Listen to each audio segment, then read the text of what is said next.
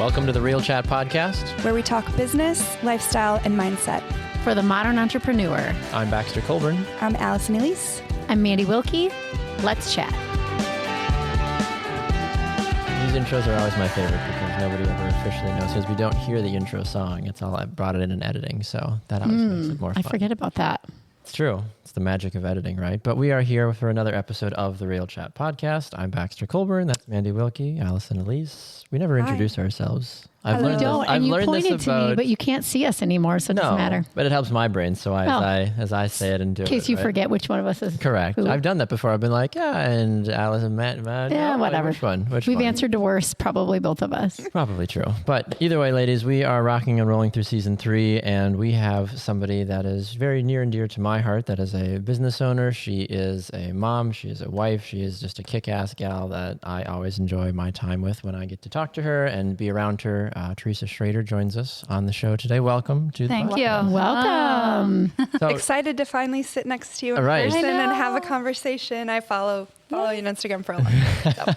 So Mandy and I have just been sitting here watching the two of you ladies talk about fashion and clothing and like, oh, where did you get that? And you're like, it's almost like a funny guessing game. You're like, oh, did you get this from here? Oh, yeah, and I got that from this. And you're like guessing the brand. Baxter and I are completely oblivious I want to to the guess conversation. jeans are made. Wow. We're like, oh nice my God, weather we're having today, Mandy. They're so cute together. They're rails. Like a little couple on a first date. Right? It's talking so about cute. their... Like, oh, we're finishing each other's need to go sandwiches. get wine. Complimenting each other. Yeah. Yes, girl. Yes. I love it. I love I'll it. be your personal hype girl if you need it, because that's true. my favorite thing. Can you imagine the two of you in like a photo sesh together? Come on. That would be super fun. That'd be fun. You guys should never do it. shot together? No. That's right. You've used the space. I You've said used the vault. space. I That's want right. you to Yeah. do Christmas photos for our So family. she Yeah. did say that this morning. She's I would ask Allie love to do that. family photos. Oh, Big I would fan. love to. you'd be in good hands. Yeah. Allie's got you. Allie's got Got you. you. Okay, so we have known each other for a long time. We were trying to figure this out this morning because Theresa and I had a shoot this morning. I think I've only met Theresa in person like twice. And Wow. I've known you for 8 Yeah, 8 years I'm probably. trying to remember if Beckham was alive or not when you and I first think met. a baby. So maybe a baby, so Yeah. 7 years perhaps. Yeah. So, and we've only physically seen each other maybe twice Wow. over that time.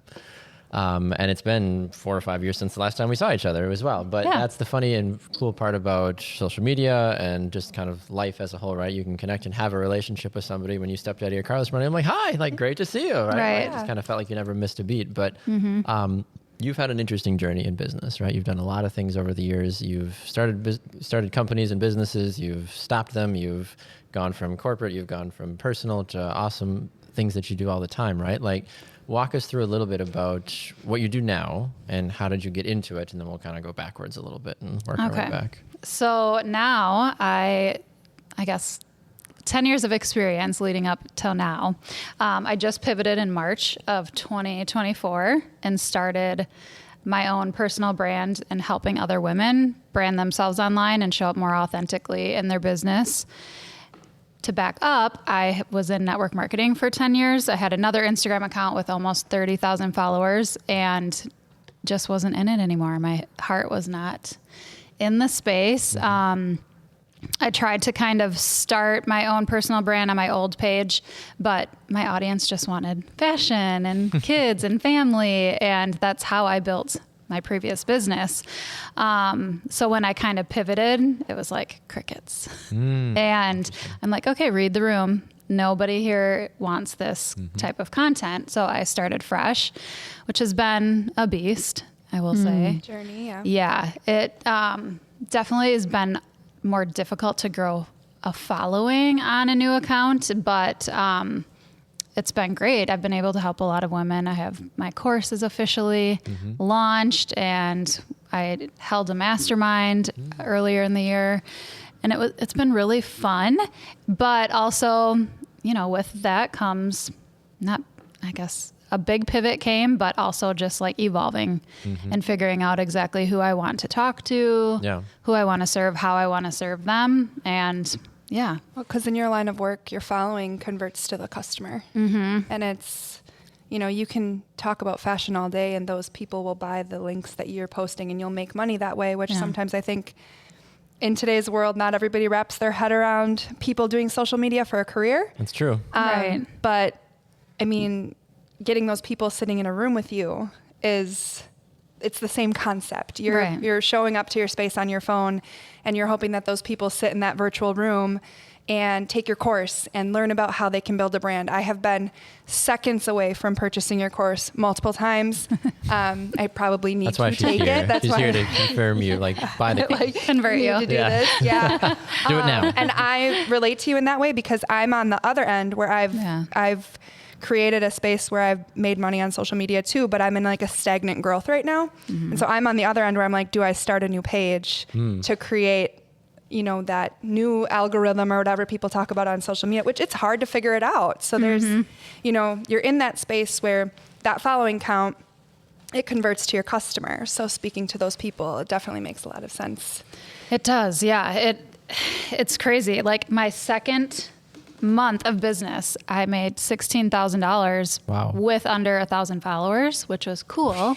And I was like, this is amazing. Like, oh my God. I love that you say that was cool. It was so cool. Yeah. I'm so hard on myself. I would say so it's hard on myself. Impressive is a better word. Yeah. I was like, can we clap? That's a big deal. Amazing. But also then Baxter and I were talking about this earlier. It's like, as your own business owner, you have like great weeks or great days and you're like on top of the world and you're like, this is amazing. This is the best thing I've ever done. And then like 2 weeks can go by and you're like, hello? Got nothing. Is anybody there? Does anybody care? Instagram down for the day. It's such a wild ride. And I feel like you have to stay on top of all of the trends or like ahead of, which means you constantly have to be willing to like pivot and evolve and grow and try new things take risks. And it's a lot for one person. I think it's a really, really tough job that's really overlooked in society. Yeah. Because you take a business owner that owns a brick and mortar or something, and now you're adding social media, which most business owners and brick and mortars are like, I cannot do social media. So they're outsourcing the social media. Mm-hmm. And then people like you are doing social media for a job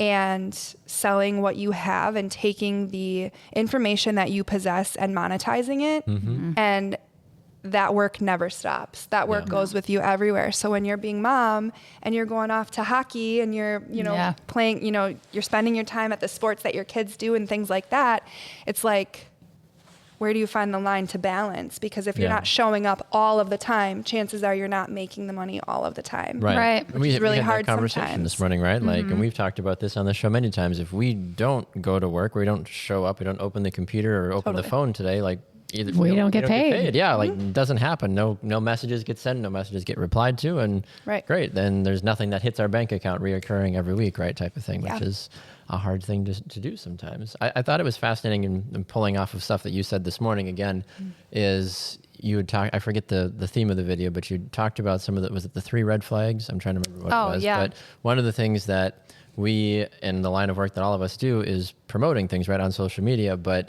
you talked about putting your phone down, which I thought was fascinating to me. And you're like, don't get sucked into it. And even though you need to, you still have to do it, of course.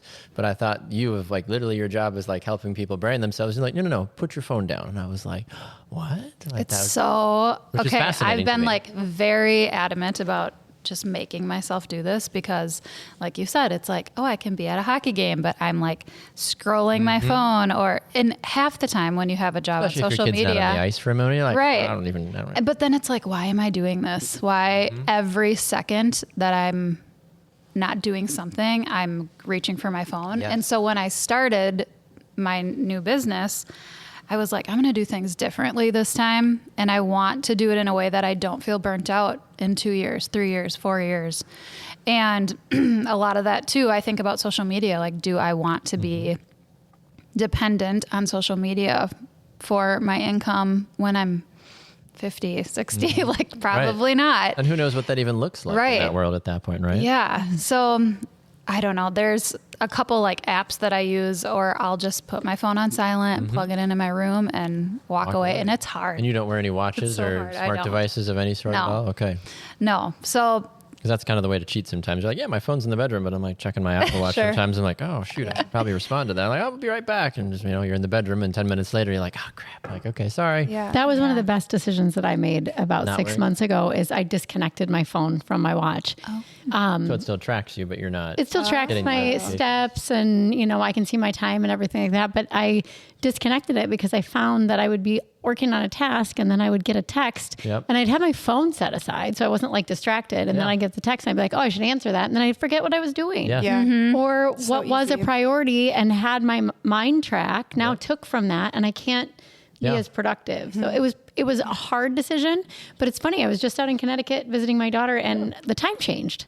So I had to reconnect it and then I forgot to disconnect it. And within 10 minutes, I was annoyed because Facebook, Instagram, all of the things were blowing up my watch and it took from my attention. So I think it's hard, but I think if you do it, it can be a really nice breather and rebooter so you don't get burnt out in 4 to 5 years. Because how do you keep that pace? Right. It's like the same concept as us as, brick and mortar business owners or whatever, where your doors close at a certain time. Yeah. And, you're Your not DMs able to are go always home. open. Yeah. Your DMs are always open. Yeah. Yeah. You go home. People clock out from their job and they go home for the day Yep. and they get to be with their kids or whatever the case may be. It's the same thing really for yourself with how do you spend that intentional time Correct. away from it all so that you can show up better the next day and you can pour yourself into the message that you're trying to give to people, Right. which makes you the most authentic version of yourself, which allows you then to create the content that Correct. you Right. want, which Yeah.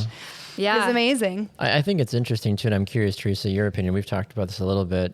Everything that we do, and Mandy, you have a physical magazine, but so much of what you do is virtual, right? Like Allie and I create things that technically don't exist, right? Like we not create tangible. digital Yeah. items, right? Like, so sometimes that's hard for family members or friends to support and be like, I didn't build this thing, right? I'm handing it to you, right? Or just in general for you, like with the work that you're doing, like, we shot 30 videos this morning. I'm like, great. Like, but what is that? I can't touch it. I felt my camera, right? And you smiled and you talked and your microphone and all that, but like, that's not, you don't have a physical item, right? Like, does that sometimes get in your head of like, I'm not physically, I didn't build a house, right? I didn't create this cup of coffee that you're drinking, right? Type of thing. Like, how do you, because that sometimes from a motivational perspective, like mess you up at times and you're just like, I don't physically have a thing. I don't think, when I was building my course, because I built it live, a lot of courses online, if you don't know this, people will sell it first and then create it second.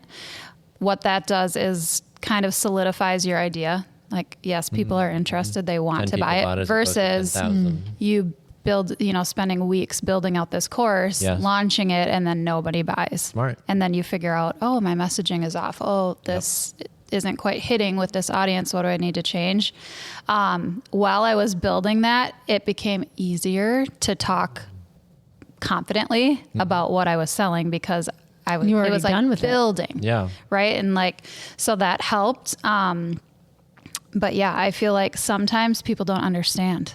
Like people online understand, but I feel like there's so many people that need what I teach, like brick and mortar. We kind of talked about this morning with like, let's say like insurance agents, maybe resisting social media, but it's like you could build a personal brand and make people fall in love with you and trust you. Financial advisors, accountants, if they knew you and like could feel how much you actually cared versus like $20 off of your tax refund this year. Canva graphic is or it whatever. just doesn't hit the same. And I was telling Baxter about this. Like if you think about Sarah Blakely, for example, she's the owner of Spanx. Yeah. Spanx has like 300 something thousand followers on Instagram, but Sarah has almost 1 million.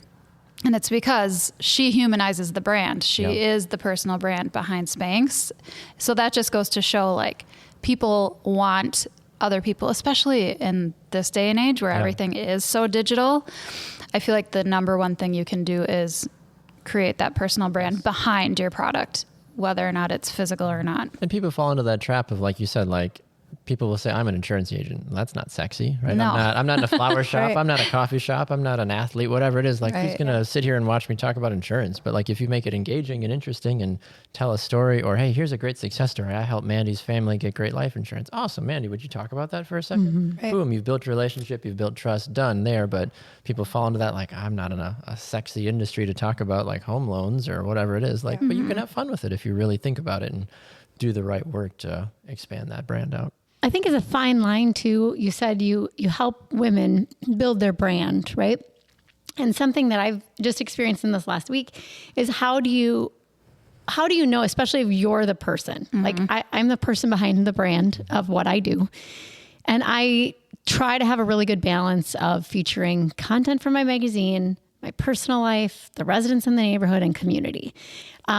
But it's hard when you're the one putting yourself out there. And it's like, am I putting too much of myself out there? Should it be more of my business? And I'll share this with you. I had a certain process done to my face a couple of months ago.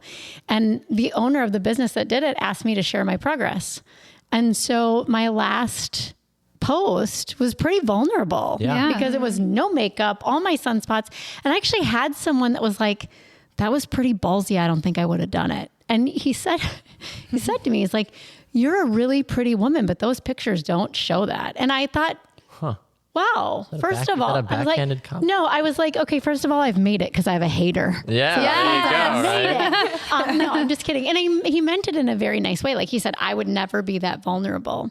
But I also think helping people find within their brand, and we've done that with this podcast. Yes. It's not all freaking sunsets and rainbows and unicorns. Business is hard. And when we talk about that, I think we're drawn in. More people can relate to us. Yes. Right. So that's something that you teach in this course is how to know the balance and how to do the balance and how to implement the balance. Yeah. So I talk about a lot. The biggest thing, I think when women come to me, they're like, I'm doing everything. I'm posting. I'm using these viral hooks. I'm doing this, that, and the other. And it's like, you're doing everything right. And you're amazing, but you're hiding. Like I see, like, I know you and your content does not like match up with who you are and your personality. And you're like hiding behind your brand versus being the brand and like showing up like that. I know my shit. Yeah. Like I know what I'm doing. I'm the expert here and just owning it, like physically owning it. So I start with really just like knocking down all the stories that you've built up. Whether you realize it or not, it's really interesting. People sometimes are like, I'm more confused than ever because now it's like very clear to me I don't want to be doing XYZ and I wish I would have done it this way. And I'm like, so then do it that way. But they think they can't change So it. I'm sitting here like you're speaking to my soul. I'm sitting here and I'm like, that's me. I just was on a call the other day and the woman was like, you need to sell chocolate covered cauliflower. And I'm like, what? Excuse me? Chocolate covered cauliflower. She's You like, had me until it was cauliflower. You need to sell the chocolate, like what people want, right? So think about what your ideal client wants from you. You sell that, but when they get inside, you give them the cauliflower, like the good stuff, the healthy stuff, the stuff that That'll they actually make a need difference. that will help them make a difference. I was like, that's a really good analogy. I love that. Yeah.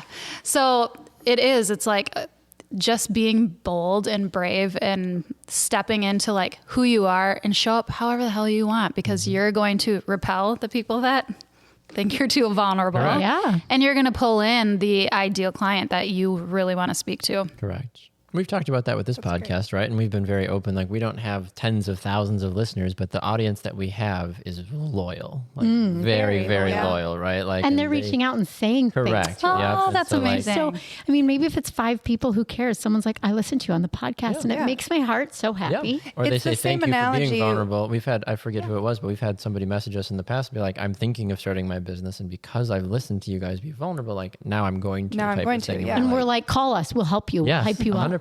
Yeah, Absolutely. Yeah. We'll Yeah. cheer you on. 100%. Definitely.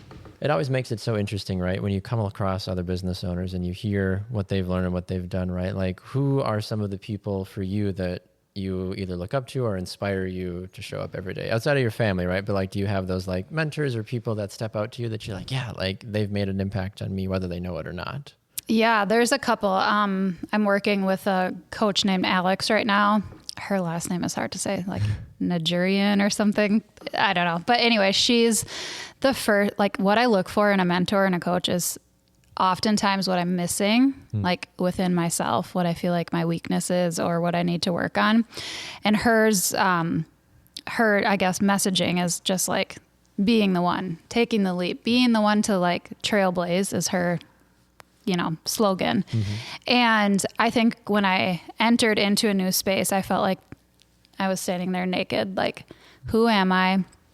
What do I want to talk about? I have 10 years of experience. I don't want it to go to waste, but like this feels really scary.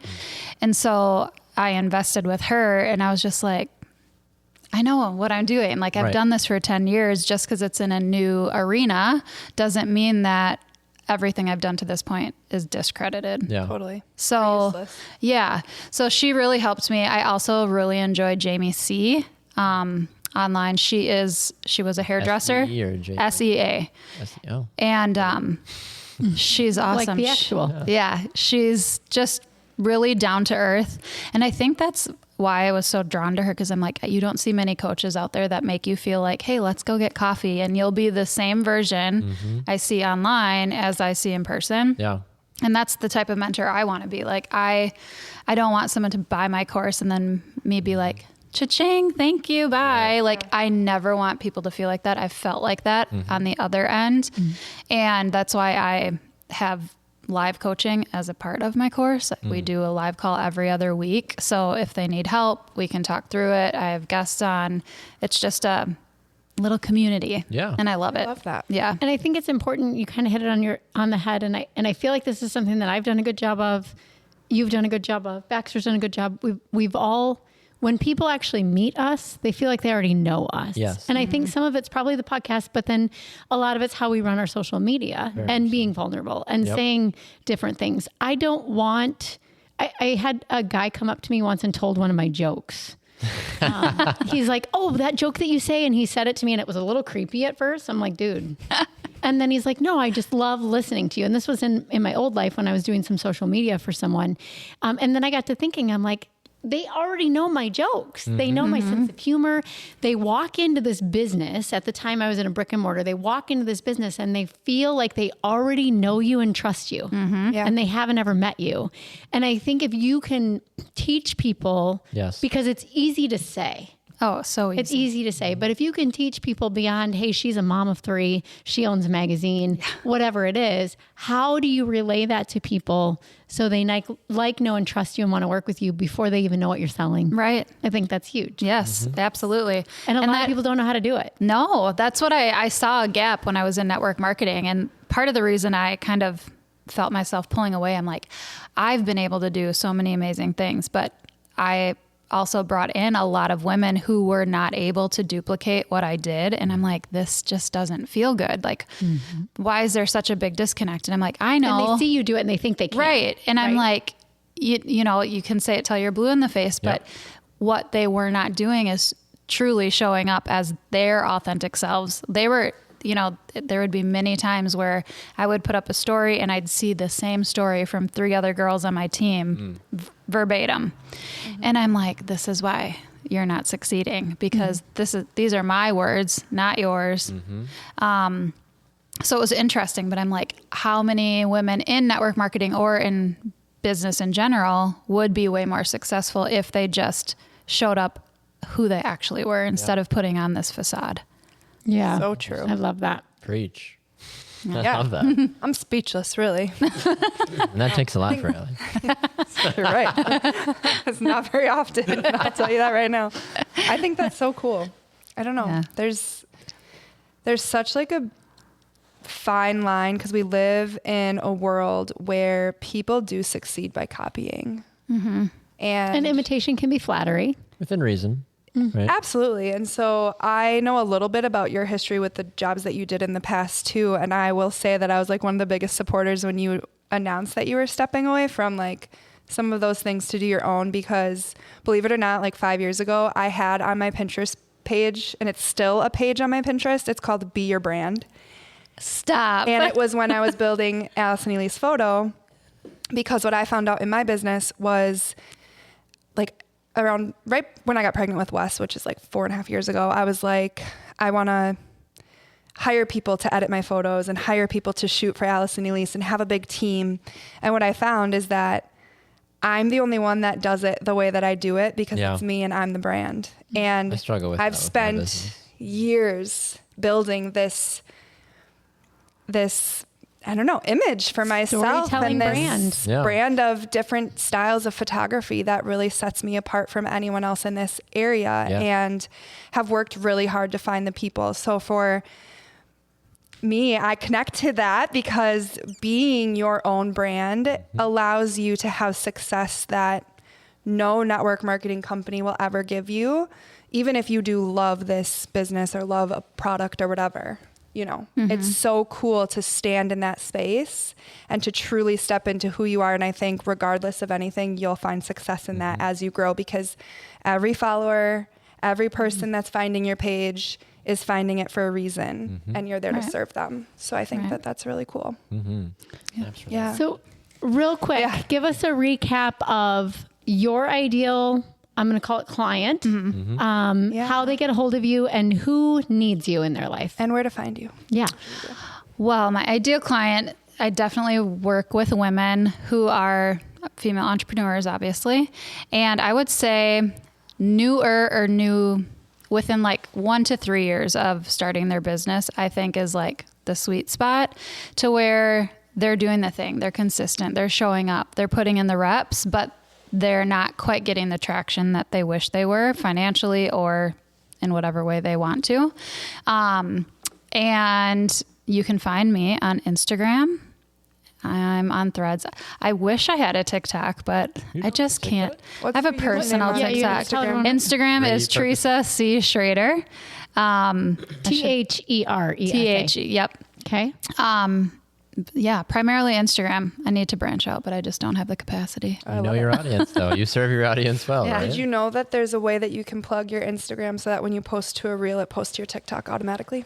No. There's but I was a way that you can make it happen. Oh, I need to do that. Yeah. And I was going to tell you, you can connect your Instagram to Pinterest, which will connect them to your LTK. I think I did know that as well, which is amazing. Mind blown. Double whammy. Yeah. Amazing. Good. I love it. Well, Theresa, we love thank you for being having here. you. Yeah. Thank you so much. Yes. Absolutely So love it. great. Thank you. Can't wait to dive into your Instagram a little bit more. And It's great. Lots I'm going to to have learn. really good coachable. videos soon from Baxter. I love it. Very soon. I love it. Well, ladies, thank you again for taking the time. Season 3 is rolling along. We've got more coming up. Stay tuned. Every Monday, episodes come out. If you like what you heard, we'd love it if you left us a review, and tell a friend. We appreciate it. Tag us on social media, and let's keep having some real chats as we go along, right? Love it. Thanks, everyone. Thank you. Bye. Bye.